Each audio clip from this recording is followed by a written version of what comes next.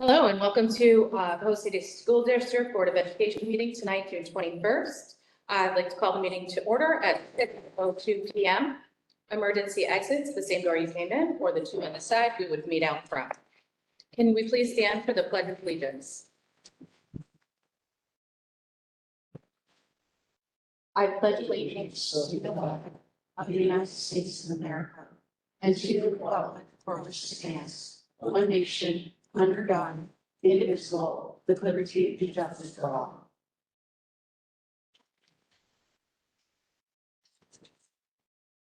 Thank you. May we please have a roll call? Mrs. Carey. Here. Mr. Jackson. Here. Mrs. Snyder. Here. Gendron. Here. Paradis. Here. Mr. Gerose. Here. Mrs. Giller. I'm here. Thank you. Welcome. It's always nice to see a full house. We've got like a little intimate setting here with the lights, I think. We're turning on slowly. At this time, I will turn it over to Superintendent O'Shea. Thank you. So we are very excited to be here, tenure slide, to recognize and congratulate a number of employees today who are receiving tenure. And I am lucky today that I get to go first and call up Laura Carlo. I get to talk about you. So you.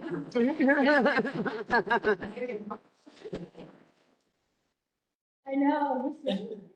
So, as you know, you granted Laura tenure at a recent meeting, and I just want to speak a few words about Laura. Laura was first, as you know, the assistant principal at Cohoes High School, and she received tenure, and now has been an amazing leader for the past 3 years at Cohoes High School. I think that a long time ago, you were employed in Cohoes in a different title too. You want to talk a little bit about that? Sure.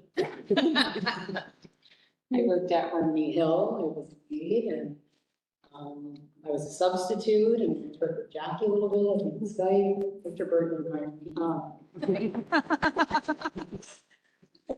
so I don't think that's a start. And then went on to become a business teacher. And we're just so happy that she's found her home again with us.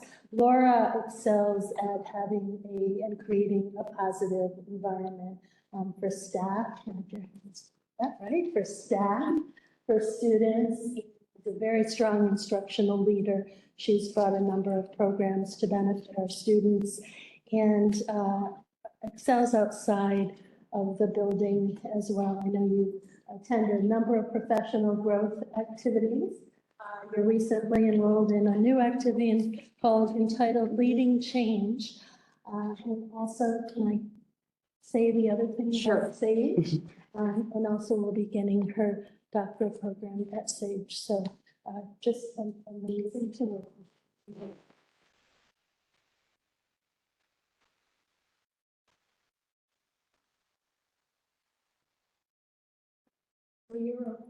Is it my turn now? Yes. Talk about other people, I don't want to talk, that was uncomfortable, no. Thank you. I'm averse to any free time in my life. I get to introduce a few of our wonderful, members of staff, faculty at the high school that are just incredible, all above and beyond.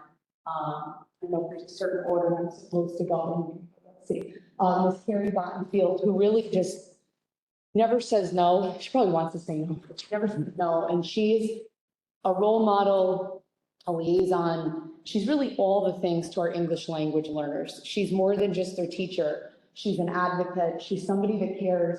She brings resources to the school to teach us what we don't know as we continue to grow in this population, this area. She's already been tenured as a Spanish educator in our district and is now going to be granted tenure in this area. So I'd like to congratulate Ms. Carrie Bottenfield.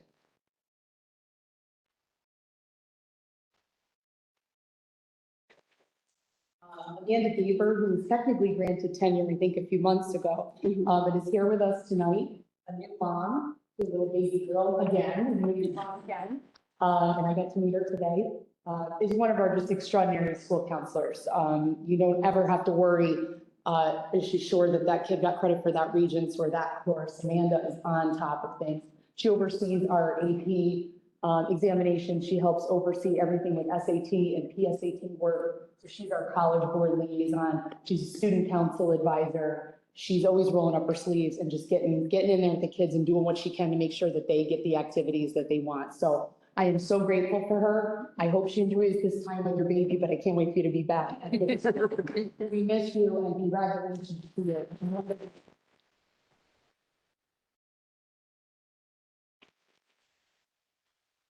Angela Thomasini, our youngin. She's social worker extraordinaire. She is all over the place and she does all the things, no matter what you need her to do, she pitches in.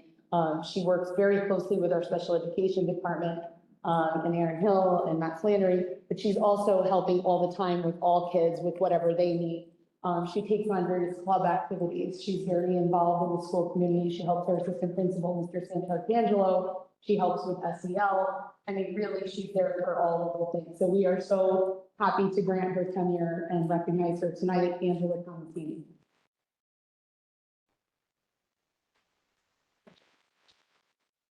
And Earth Science extraordinaire, Mr. Kerry Winters, joined us a few years ago, and it was a turbulent time to join a school when there's so much change going on and jumping virtual and all of these different things. But Kerry always did it with a smile, took on the responsibility of track coach, working closely with those students, and really trying to breathe some fresh air into that role. And I'm really excited to have him on board. He's worked really hard, and I'm really proud of him to get tenure tonight and get the recognition that he deserves. So congratulations.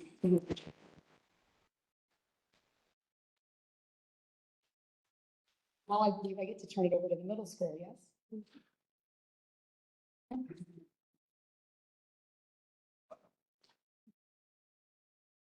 Is she coming?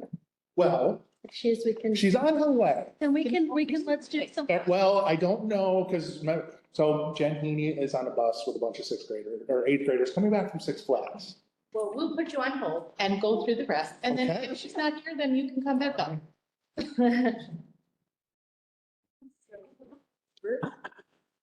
Mr. Britt?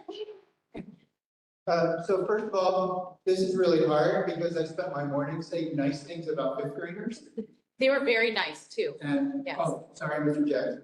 And Mr. Turner. So now I have to say nice things about people that work in my building. I'm going to start with Mr. Blackman. Mr. Blackman was a transfer from Unpeel, one of the wise people that make the good moves. And Adrian immediately impressed me because he shared a knowledge of technology that showed that technology needs to work for instruction and not the other way around. A lot of times we have people that are so involved with technology that we miss the lesson. And he immediately came in and showed all of us how technology can move our instruction forward. We appreciate that. I need to.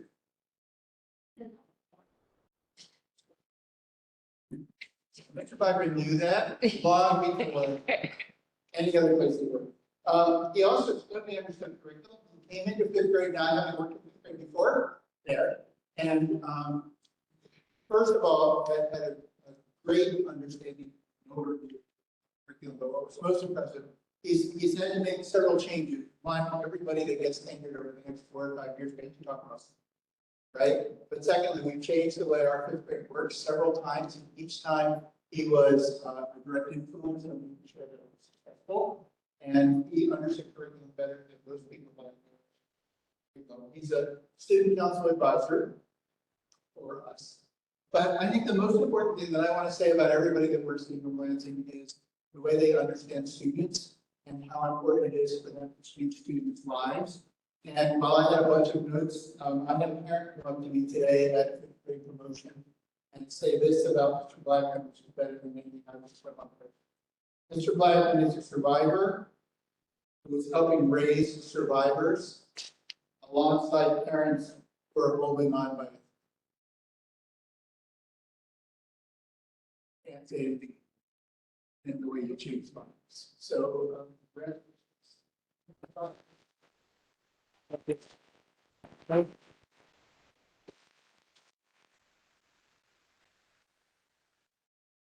Mr. Crowe, over the years that he's been in the district, I think he's worked with everything. Okay, so he's covered everybody. I'm the one that gets to say, hey, we're very glad that you're getting the tenure as a teacher. There's something about Aaron that I find that I'm jealous of. And that is in the middle of raucous phys ed games, he is the quiet eye of the hurricane. No matter what's going on in phys ed class, you know the guy that's in control. He has that peace and presence about him that I love as a phys ed teacher. But most importantly, what I like to talk about, going back to what I said about Mr. Blackman, I still feel like we're introduced to some changing people's lives.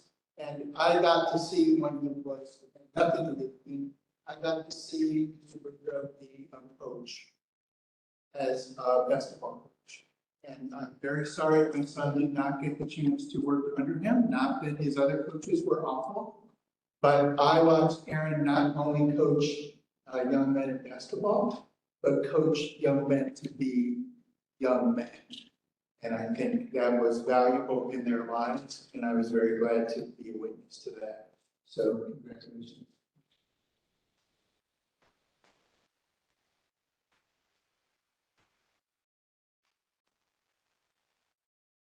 Mr. Perry or Mrs. DeChara?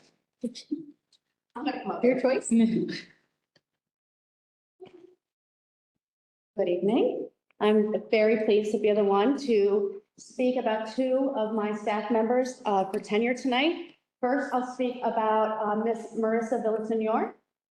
She replaced, I had a special ed teacher who was absolutely outstanding. We all loved her. And then she decided to go and move away to New Hampshire. So we were like, who is going to take over this class? Like, we're going to hire someone new, do some interviews. And nope, someone put it in for a transfer. I'm like, oh boy, who's coming down? And I knew nothing about Marissa at the time. And in she walks, she takes over the classroom from day one, never a doubt that she knew exactly what she was doing. She has an absolutely wonderful demeanor with her students. She's K-2. She makes sure that no matter what those students need, some need higher academic rigor, but others can't do exactly the same thing. She makes sure that they all have exactly what they need so that they are progressing academically for themselves. She also is fantastic at communicating with parents. She is so responsive to the parents. I know that there are parents swearing her at all times of day, in the evening, and even though she has her new little main man back there, her little guy that she had back in December, she is still responsive to her students' parents. And I know that makes a huge difference, and it has made Mansfield Grade School a better place to have Marissa in it. I'm happy to give them a meeting.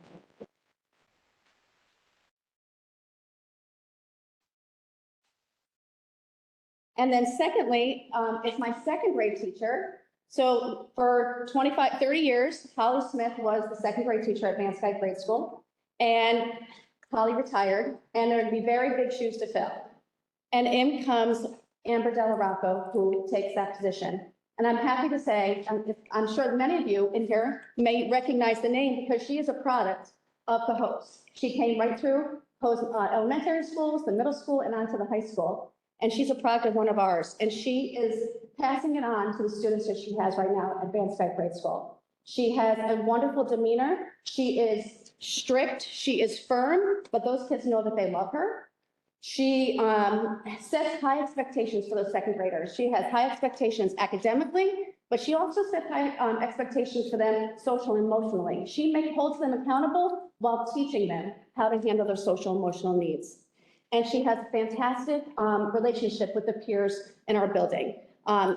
We took on a new curriculum this year in math, and you would not know that she was only teaching for a few years now. You would think she was a much more veteran teacher. The way she has approached the curriculum, the way she has dove into the professional development, and how she has implemented that curriculum into advanced guide for our students. And regularly, every month, her class was the class that had the best 70% or higher iReady scores and the best in the minutes met each month work came out of Ms. Della Rocco's classroom. So we're very pleased to have Ms. Della Rocco at Mansfield Grade School.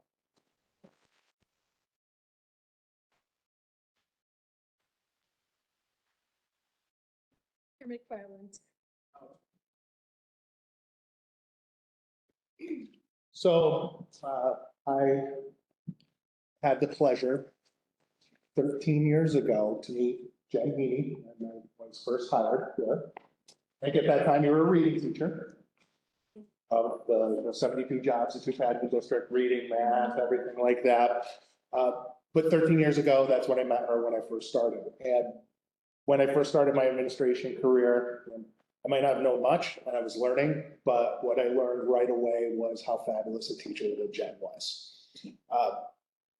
You get this feeling of when you're around her, it is all about the kids and she will do anything possibly that she can for each and every student that's in there.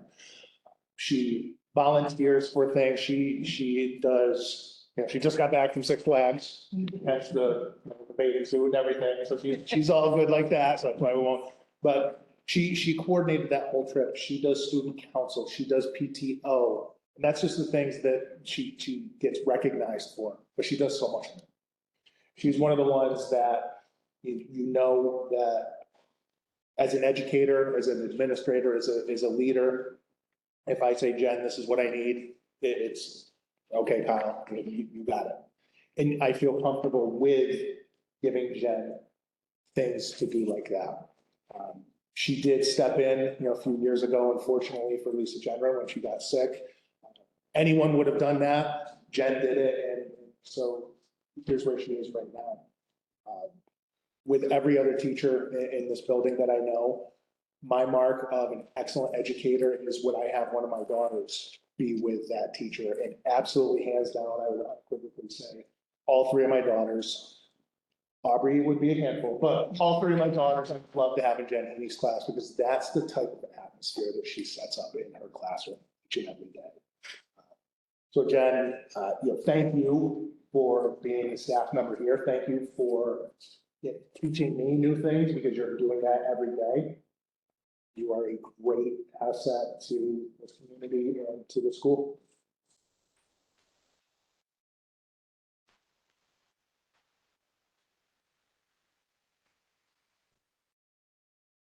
Congratulations to you guys all.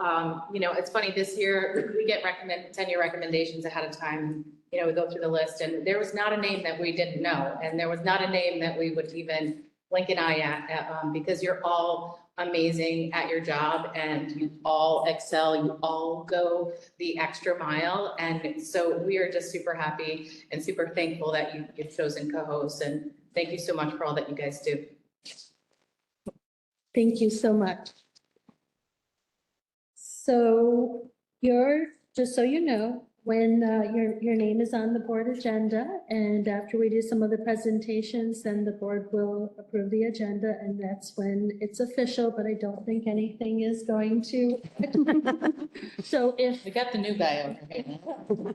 So if for some reason, if you weren't expecting to stay, or if you have a little one with you or at home, we won't be offended if you have to leave. Just so you know. So That means you're welcome to leave if you want to. Thank you. And Mrs. Rumsey will be sending you a letter. That I will.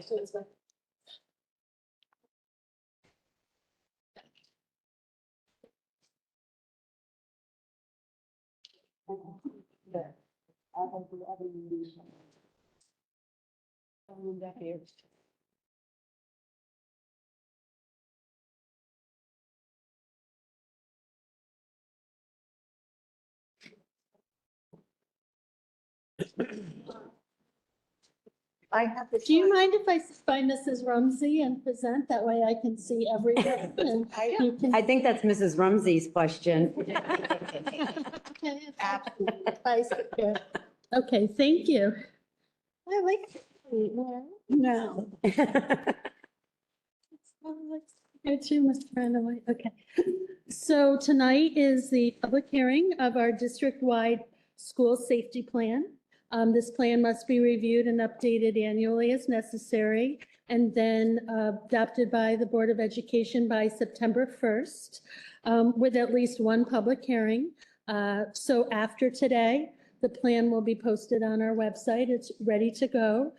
Comments can be sent to Mrs. Rumsey, and we will make sure that once we get the comments, we'll put them together and share with you.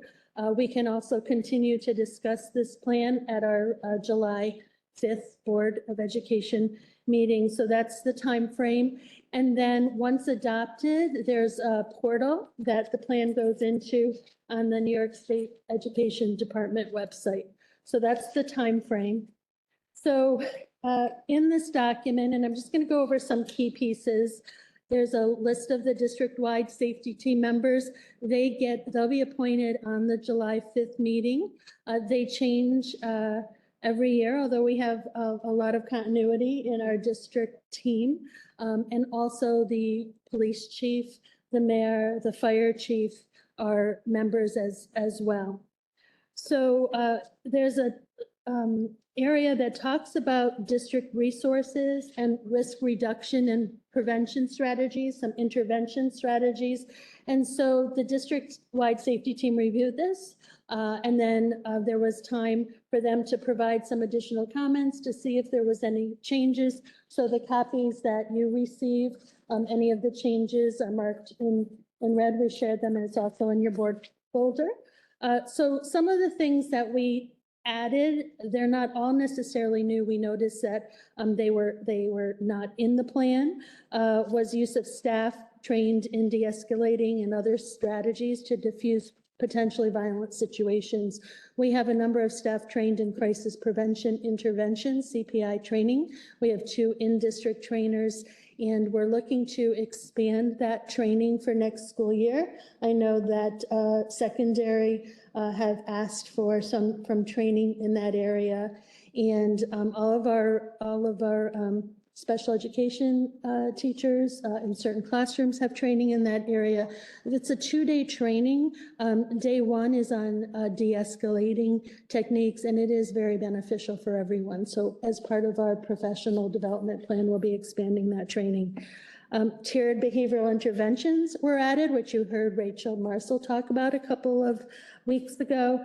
And then functional behavioral assessments and individual behavior plans. So when you have specific students who are having difficulty really looking at that assessment of their behavior and then coming up with individual plans. And new as well, we added cyber safety presentations and digital citizenship lessons. And it says district-wide. We've already been having conversations, and I don't know if we have dates set, but with Tom Riddell for 4th and 5th graders, not yet, but in discussion next school year. And then I know the elementary after middle school talked about some of their lessons. They do go down to 5th grade, so that will be happening as well. We noticed at the secondary that Berkshire Farms Prevention Services was missing, so that's new. But again, talking about the number of services from Northern Rivers to Second Step Positivity Project, and that's all included. So there's also prevention and intervention strategies, including threat assessment. And if you look at the back of the plan, there's a detailed information regarding threat assessment. This is something we continue to review. And now with with the help of our new BOE safety specialist, Jordan Hodge, it's something that we are revisiting and refining, and then for consistent use and rolling that out in September. So that when you see this plan next year, that piece is likely to be enhanced. So also in terms of drills, there's a number of drills that happen, both fire drills, lockdown drills, and then our emergency go home drill, which covers both emergency release and then sheltering procedures.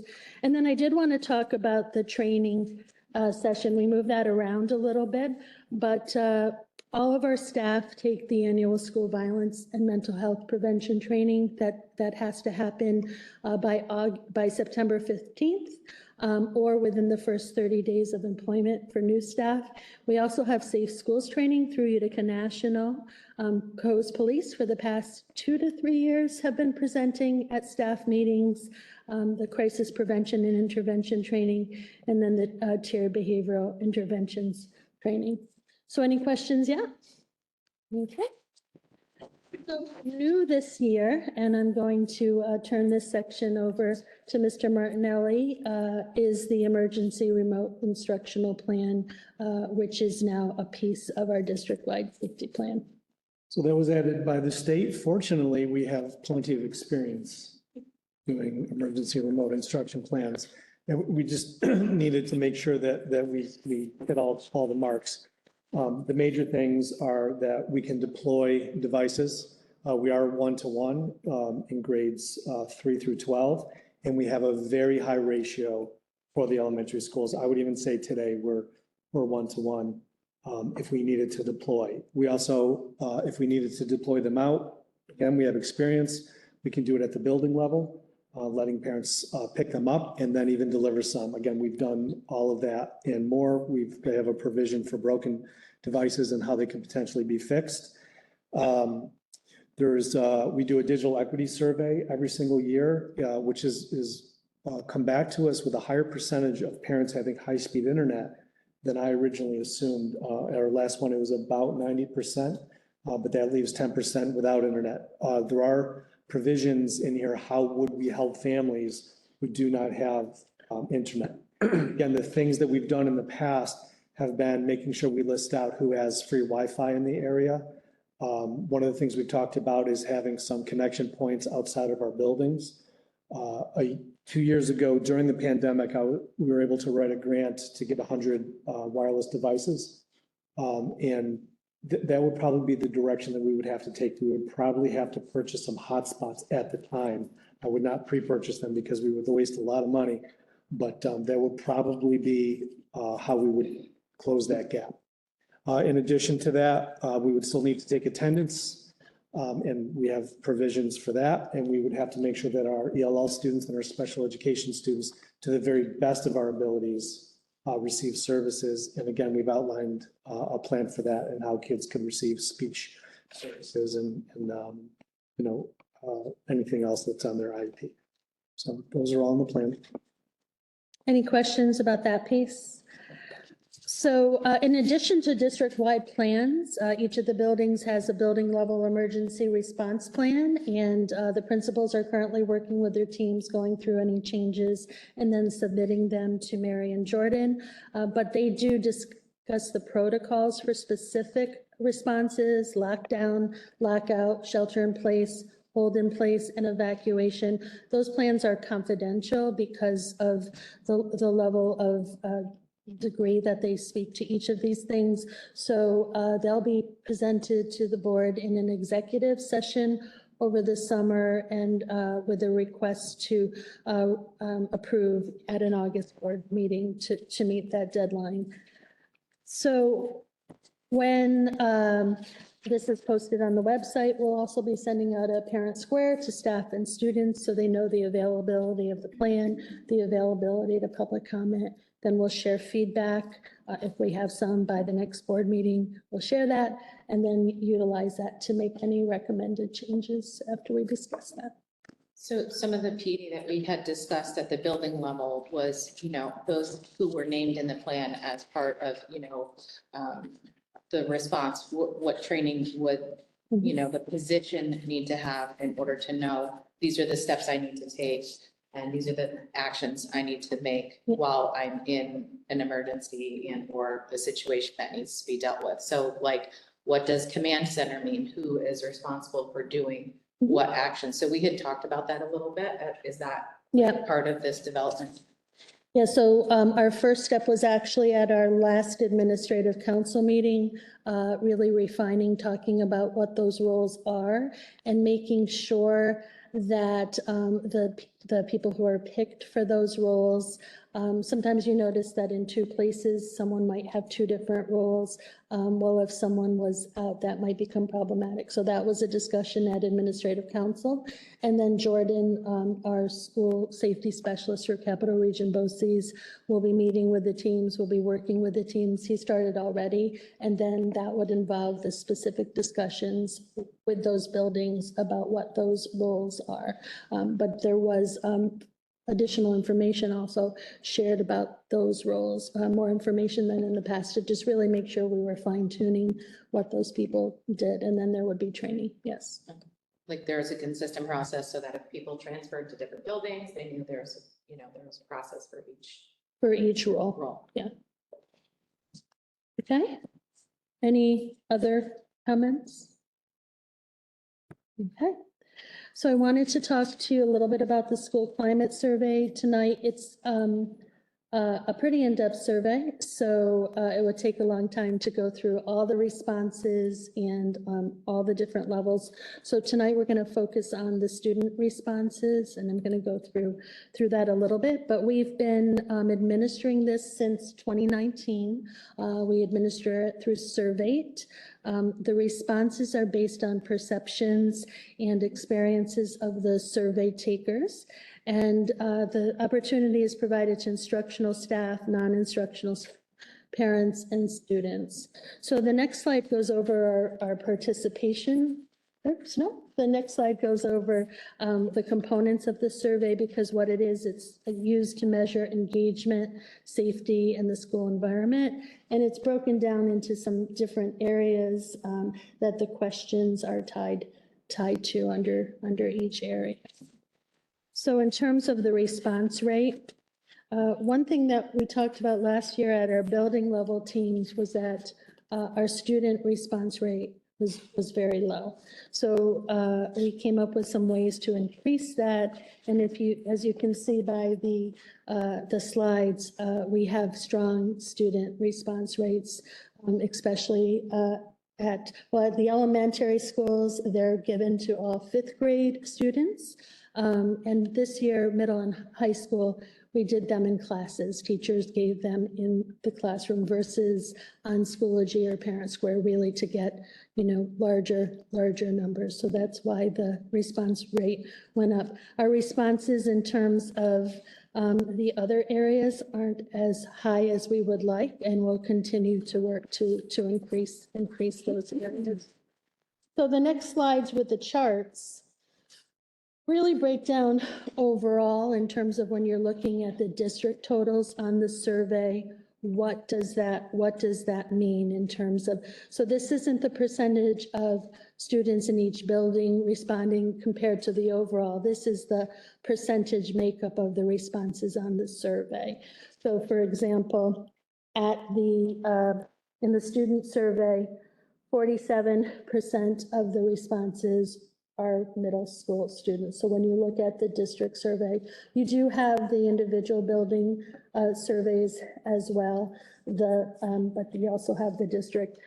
35% are high school students, and then 7% Abram Lansing, 8% at Harmony, and a small percentage of the overall from Van Skype. One thing that we might want to discuss next year with elementary is, should we include fourth grade to also give fourth and fifth graders responses? But right now, it's just fifth grade.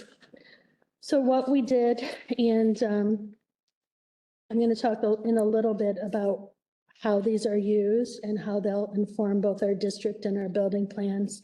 But we looked at the percentages and really broke it down and really tried to find some of the strengths as reported by students, but also some of the weaknesses. And again, this is overall district, and looking at it, you do have the individual results, and you can compare the individual building results versus the district results.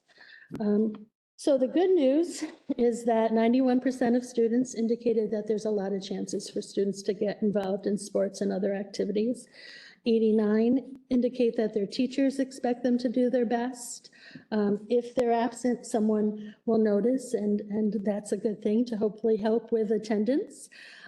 Schools provide instructional materials that reflect their cultural background, ethnicity, and identity, and we're going to continue to try to grow in this area. Students have chances to be in discussions or part of classroom activities, and 81% indicate that their teachers care about them. So then,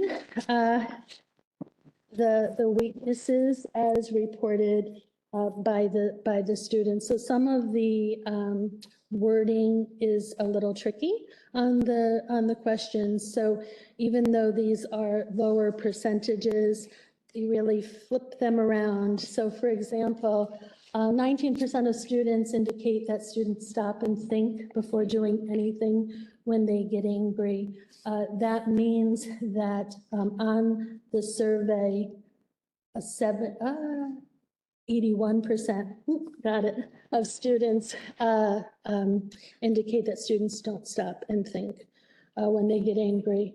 So 27% of students indicate that students try to work out their agreements by talking with each other. 27% of students indicate that the bathrooms in their school are clean. And as you keep going through the temperature in the school, 32% indicate that it's not comfortable. 67%, and this really does tie in with our discussions about cyber safety and cybersecurity and looking at the use of use of, cell phones, et cetera, as part of those discussions. So 67% of students indicate that students often spread mean rumors or lies about each other. And so as you go down, some other areas to focus on are students respecting one another, getting along well with each other, listening to others to understand what they're trying to say. And 56% of students indicated that students are often bullied. So I wanted to make sure we shared this information. And we can talk in a moment. I want to just talk to you about next steps first. So if you go on to the next slide. So how are these results used? So they're being shared individual building level with administrators, and they can see the top number being their building and the bottom number percentage being the district altogether. As administrators over our summer meetings, we're going to discuss commonalities. We'll celebrate the strengths that's in the data and determine how to build upon the strengths. But we'll also really look at those areas that were indicated as need. And these are also converted into scale scores, and that allows us to look even more closely at those meetings and then develop plans to address these areas. So for example, if you look at some of the comments from the students, that shows that work needs to be done in helping students regulate their behavior, in solving conflicts, in looking at bullying and school-wide and classroom-wide approaches to bullying. So that data, along with our academic data and other data, is used to drive those plans. So then principals share these results with their building level teams and their staff to share the staff surveys. And then the building level teams, we meet together as a group over the summer, and then principals also meet with their teams. They use information to inform their improvement plans, which later get shared with staff for input and then voted upon by staff. They get shared with parents.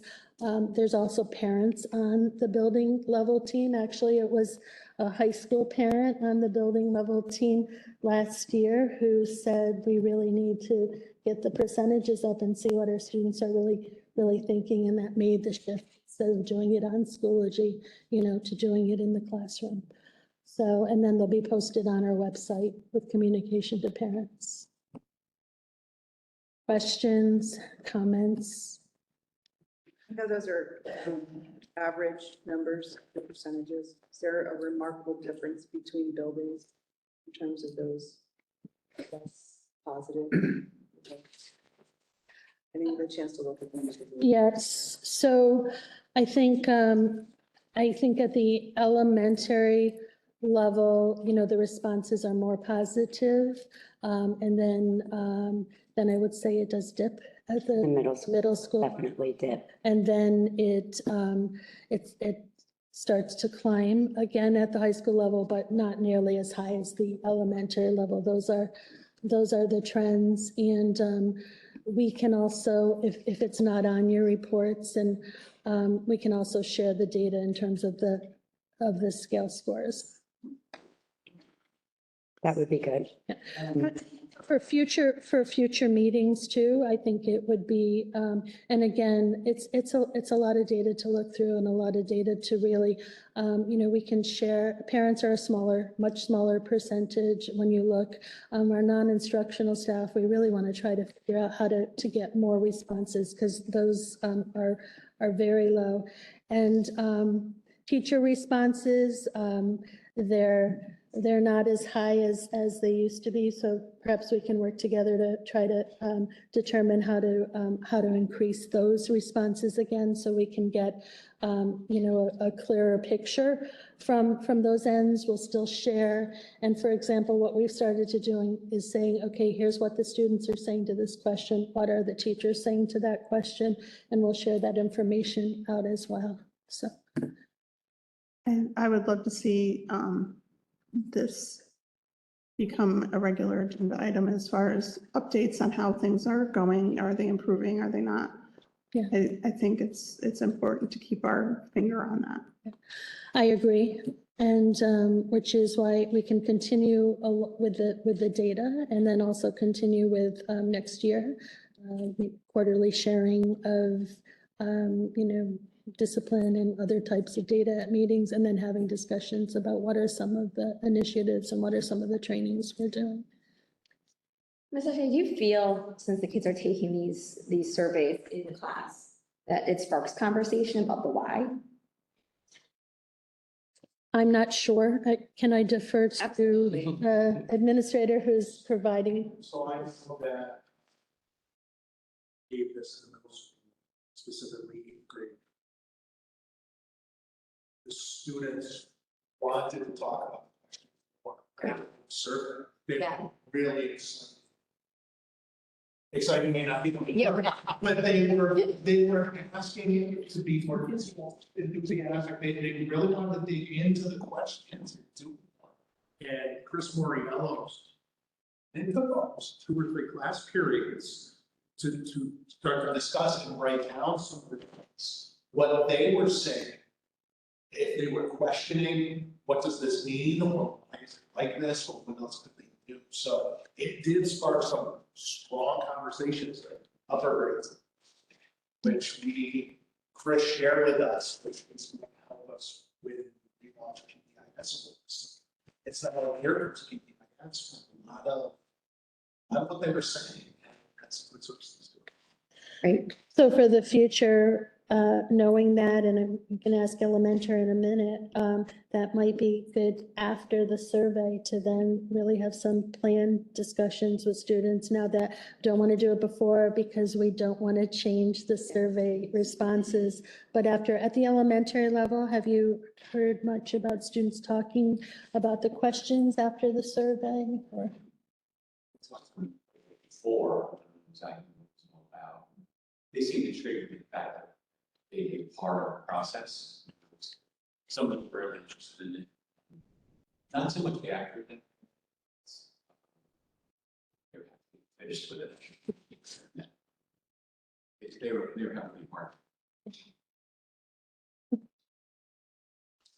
Thank you.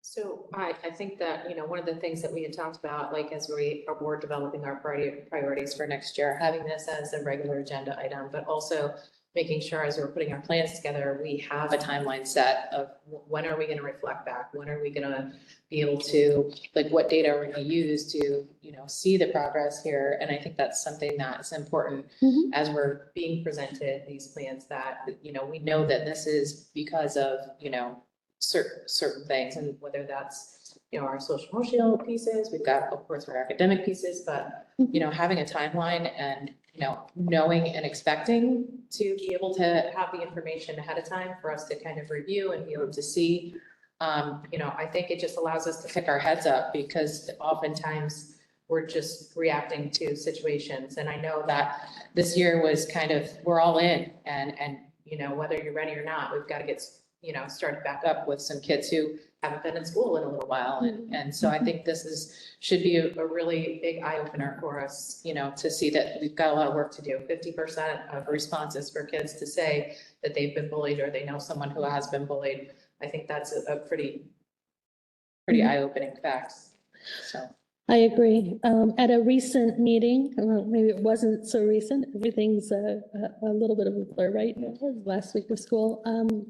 There was also a discussion about having the building level teams present their plans to the board earlier, so that it wasn't at the, later point of the year. So we're looking at that process as well to, be able to share the data, then share the information at an earlier time frame. And that's something that we're going to be discussing at our July admin council meeting. And then you saw that we started this year with data reports, but to really fine tune them, have schedules to you in advance about when they will happen. And then also part of the discussion over the summer is also to start, based on our current data, to start putting metrics together as well.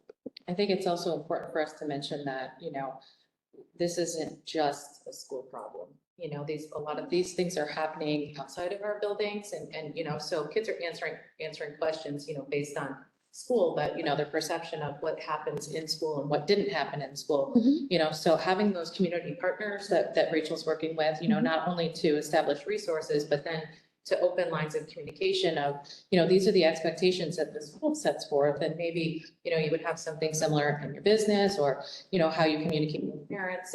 And I think that's important for us to just keep trying to engage our parents so that, we are a team in all of this, and so that we can, make a difference and make a change in the climate that's in our buildings, because oftentimes, it happens here, but it's because of something that didn't happen.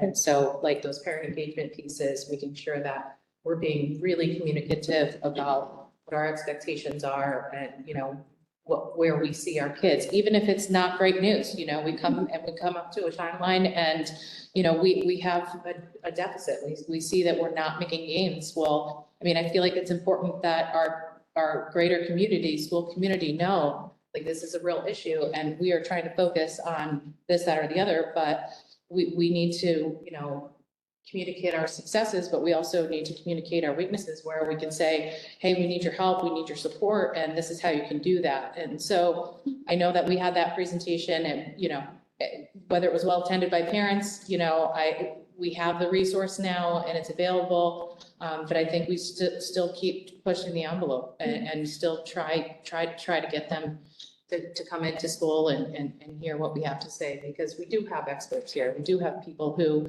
are trained to do these things. There's no rule book on how to be a parent, we all figured it out. So actually, sorry, going on what you are saying, I feel that majority of our children want to feel safe in school. And the fact that those numbers show that they don't is an eye-awakening. Just eye-awakening. It's horrendous. And also in the fact that some of our children, school is their only safe place.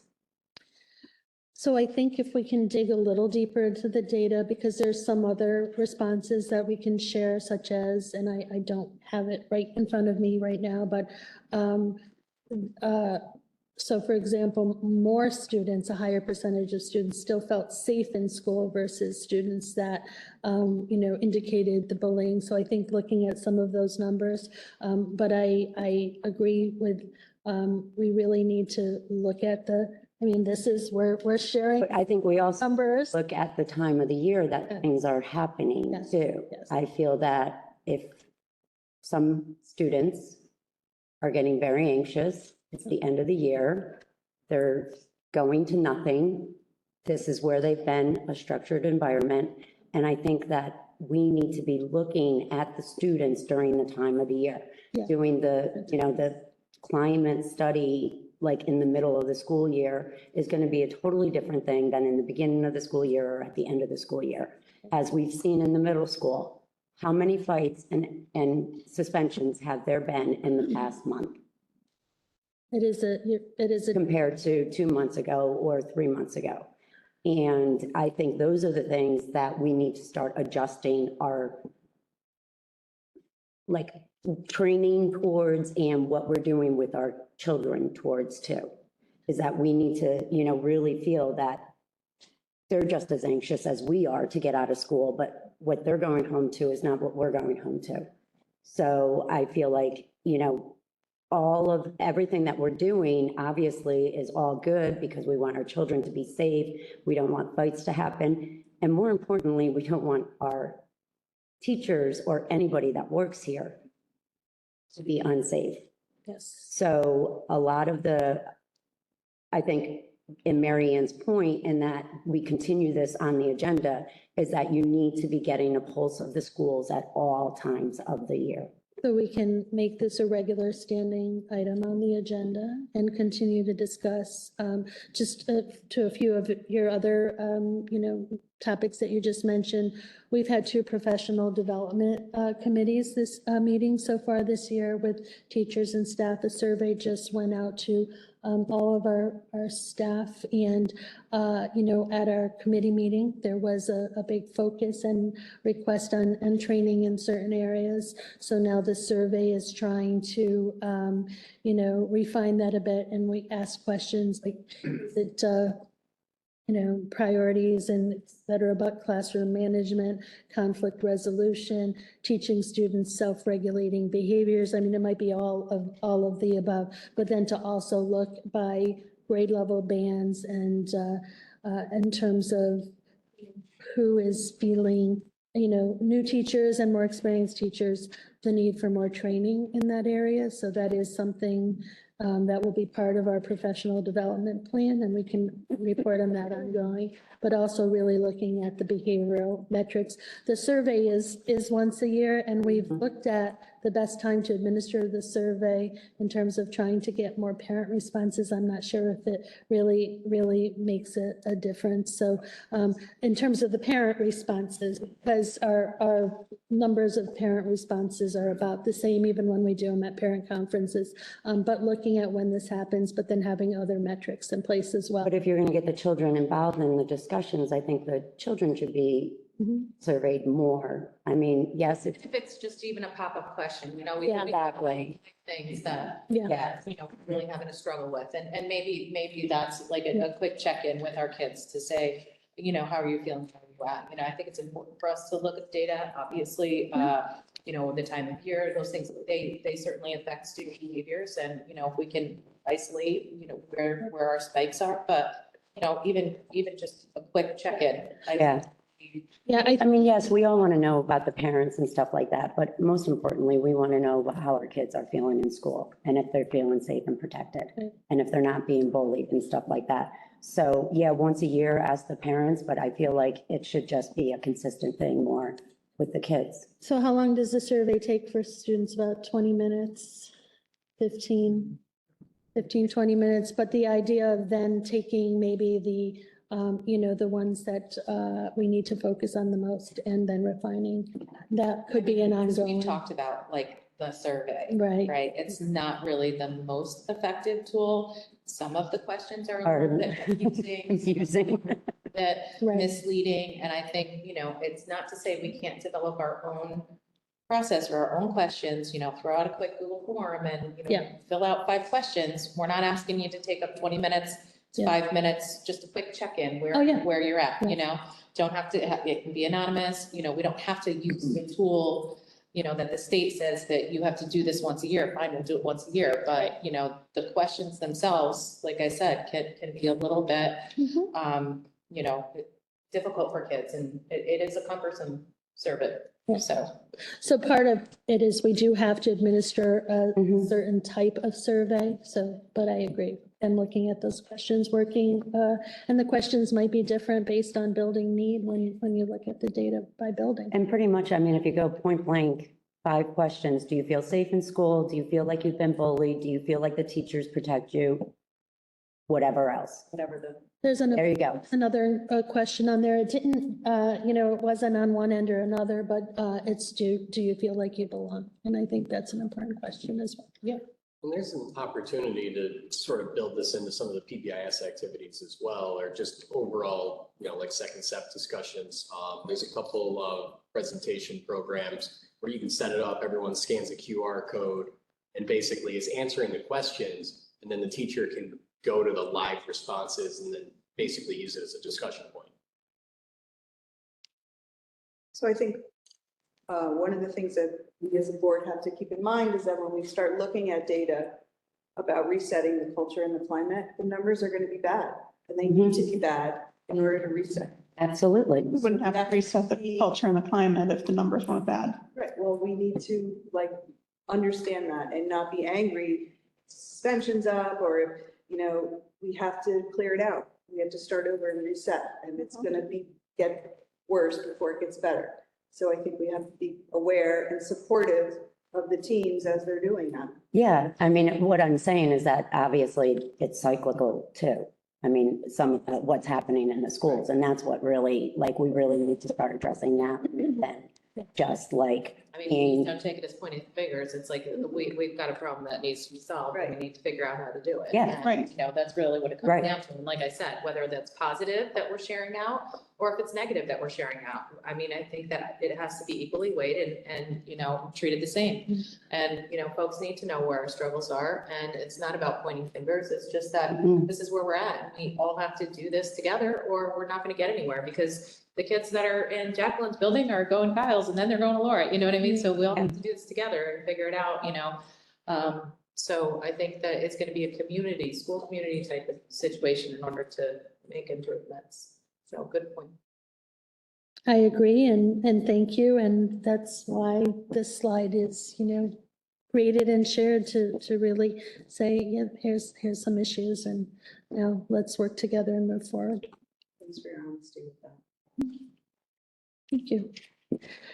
And now just an update, quick update, because you see a lot of summer school recommendations on the agenda. So Mr. Martinelli is going to talk to you about the program, and it's not that I don't like you, but I'm going back to my seat. Okay.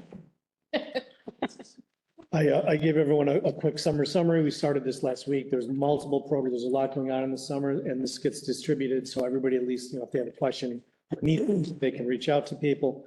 But the Summer Learning Academy, which happens here at the middle school, currently there's 71 kids enrolled, and there are more kids enrolling. At the Elementary Summer Success, there's 126 kids, 36 for Abram Lansing, and those kids will be here at the middle school while there's some construction and things happening at Abram Lansing. 69 at Harmony Hill, 21 at Van Skyke. There's a SUNY tutoring program, which happens at Harmony Hill, and Dr. Dozier, who does a great job with us and really offers us a really rich add-on feature that doesn't cost us anything to give kids additional reading tutoring.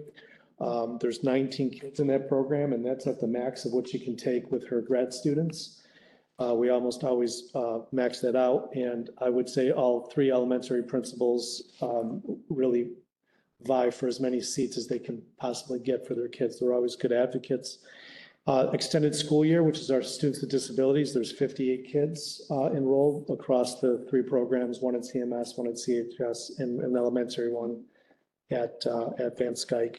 Of course, we always have free breakfast and lunch for all kids, and we promote that. There'll be security this summer. We're sort of working on those schedules now, but we always make sure that we have security. And at the high school, there's lots of credit recovery courses. We've actually merged some, looking at last year, so it can be efficient with the number of kids in front of a particular teacher.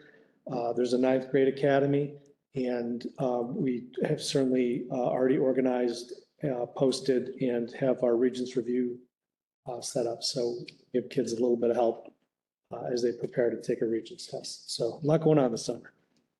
Can I just ask, the elementary summer success, is that K-5, or do we have any programs for our 3 and 4s, or? We don't for our 3 and 4s. So we just do kids entering first grade, second grade, third grade, fourth grade, and fifth grade. Okay.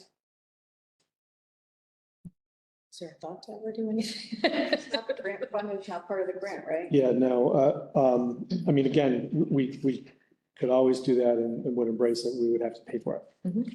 So yeah, we can consider that. Jacqueline? I was just gonna add that, prior to COVID, we had scheduled for there to be some preparing 3 and 4. Yeah. Then for that summer of 2020, and obviously that happened. So like the Boys and Girls Club are anxious to look at a possibility of having summer program in the next summer. I mean, because I can imagine that we've got a couple of kids that might value that consistency over the summer, especially coming into kindergarten where, you know, I feel like it's a little bit more of a structured program where they have to be at a place at a time, whatever. Absolutely, so definitely need to see it again, we're all set, the district was all on board to do it summer 2020. Yeah. So we know that we're gonna work with the government to try to put some together. Okay. Put it on the list. Great. Thank you, Mr. Martinelli. That's it? That's update. Good. No business update. Mrs. Mackey didn't want to share anything with us to say, just in case.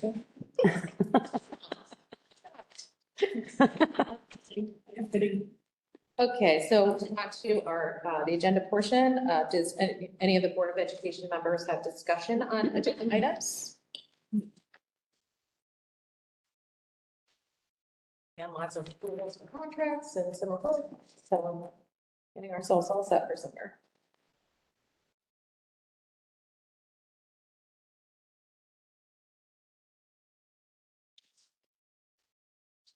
No, no questions? Okay. Does the community have any discussion items, agenda items? Okay, let me start this again. Community have any discussion for agenda items?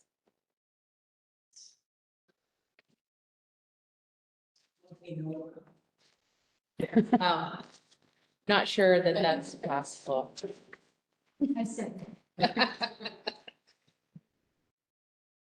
Okay, there's no other discussion. Can I get a motion that the Board of Education adopt the following resolutions of the June 21st, 2023 agenda, 6A through M, 7A through double I, and 9A. I'll make a motion. I'll second it. Thank you. Mrs. Carey, Yes. Mr. Jackson, Yes. Mrs. Snyder, Yes. Mrs. Gendron, Yes. Mrs. Paradis, Yes. Mr. Giroux, Yes. Mrs. Giller. Yes.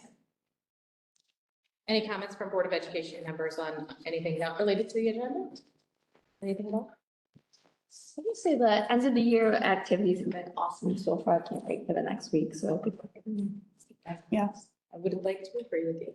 That's right, there was a slide for upcoming activities that I don't know if that got Would you like signed to? up or not, like to- but I'm gonna mention them now. Thank you. Okay. So today was the Ava Lansing and the Van Skyke grade school promotion ceremony, grade promotion ceremony, and Mrs. Giller and I and Mr. Martinelli and Mr. McFarland were in attendance and the math. And so thank you, very, very heartwarming. Tomorrow is the Harmony Hill fifth grade moving up ceremony, and then the high school car parade that evening. The middle school eighth grade promotion ceremony at the high school on June 23rd, Friday at 9 a.m. And then the class of 2023 graduation ceremony on June 20th. Sure. Just being there, last night the high school awarded $80,000 to our seniors, our senior awards.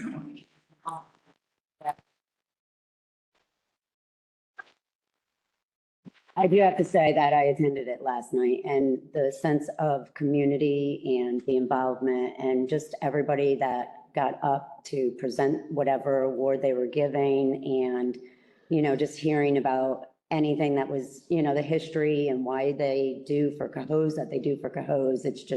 It's really incredible. And I have to say that our students are some of the luckiest students.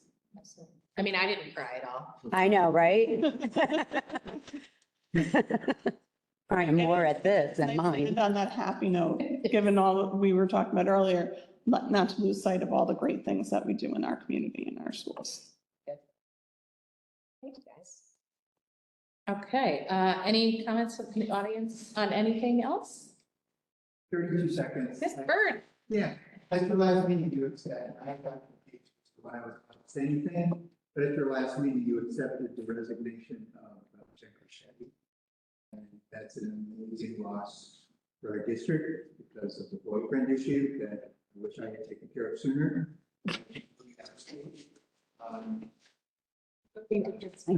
With her.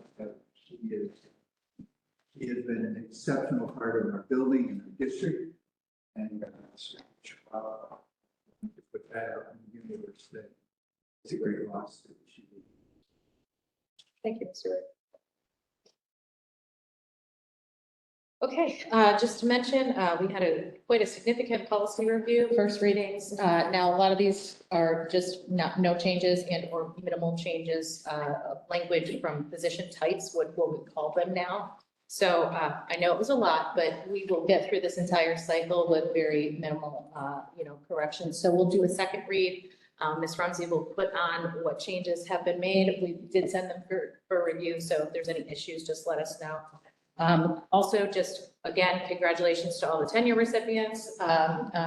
We are so happy and glad that they are here with us.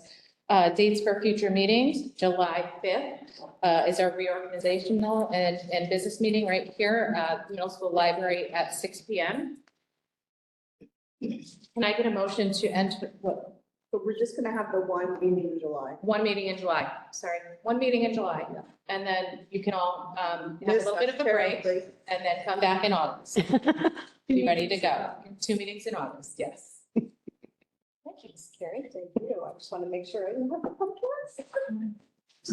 Okay. So, and remember at the July 5th meeting, we will be talking about the different committees, giving a little overview. So there's a policy committee. You see that, a lot of fun. It really is. Our next round. Yeah. We will not choose our committees until the first week of August. I just wanted to say, look at the policy committee. All the fun things, yeah. Okay, with that.